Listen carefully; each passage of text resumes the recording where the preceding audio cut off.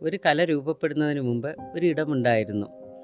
കല്ലും നിശബ്ദതയും കാലവും ചേർന്ന് രൂപപ്പെട്ട ഒരിടം.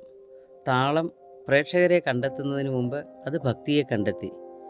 ചെണ്ടമേളം ആഗ്രഹത്തിൽ നിന്നല്ല വളർന്നത്, ശാസനയിൽ നിന്നാണ്, ആവർത്തനത്തിൽ നിന്നാണ്. കൊട്ടുവാൻ പഠിക്കുന്നതിന് മുൻപ് കേൾക്കാൻ പഠിക്കുന്നതിൽ നിന്നാണ്. ഈ കല കൈകളിൽ മാത്രം വഹിക്കുന്നതല്ല, അത് പാരമ്പര്യത്തിലൂടെയാണ് സഞ്ചരിക്കുന്നത്, സമർപ്പണത്തിലൂടെയാണ് നിലനിൽക്കുന്നത്.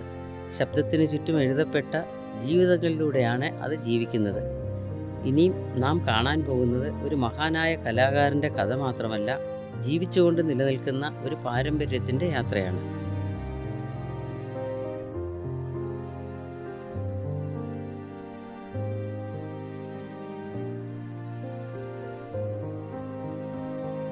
ശ്രീ പെരുവനം ശങ്കരൻ നാരായണൻ മാരാർ ഒരു പേര് മാത്രമല്ല, ഒരു പാരമ്പര്യത്തിൻ്റെ തുടർച്ച കൂടിയാണ്.